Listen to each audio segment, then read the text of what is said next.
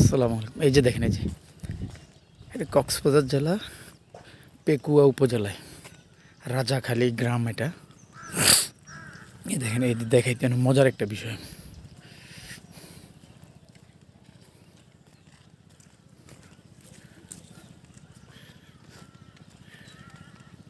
এই যে দেখেন, মিথ্যা যদি বলি, এই যে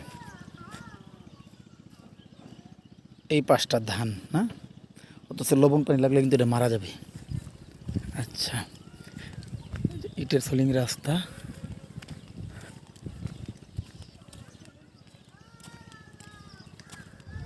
ওই যে একটা লোক দেখতেছেন, এই যে সে লবণের কাজ করতেছে।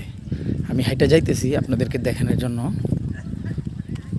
দেখাই না দেখলে আসলে নিজের চোখে না দেখলে বিশ্বাস করা যায় না যে আল্লাহর কি রহমত। দেখেন, আমরা জানি যে সাধারণত লবণ পানির পাশে লবণ পানি যদি ঢুকে ফসল আদি হয় না। তো এখানে এক মুরব্বীরে জিজ্ঞাসা করলাম, কোন এটা মিষ্টি পানি দিতেছি, লবণ পানি চুয়ায় না। কিন্তু আমার কথা হচ্ছে, মাটিতে তো ঘামাইতে পারে, কয় না ঘামাইলে ওই ধানটাতে এত সমস্যা হইব না, ওটা ওরকমভাবেই করা। অবশ্য এই যে দেখেন,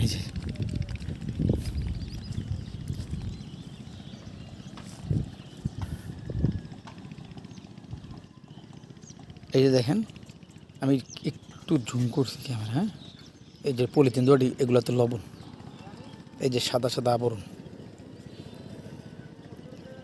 আচ্ছা, এই যে দেখেন ধান ক্ষেত, এই যে এগুলো রোয়া লাগাইছে, এগুলো তো দেখাই যাইতেছে, এখানে কিন্তু কিছুই না।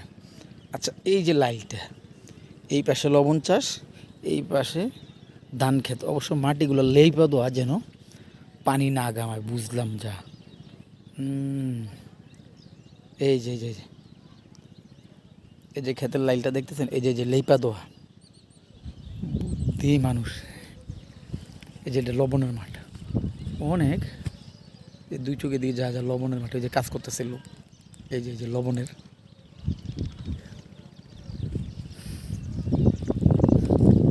তো ঠিক আছে ভাই, ভালো থাকেন, আর একটা ভিডিওতে ইনশাল্লাহ দেখা হবে।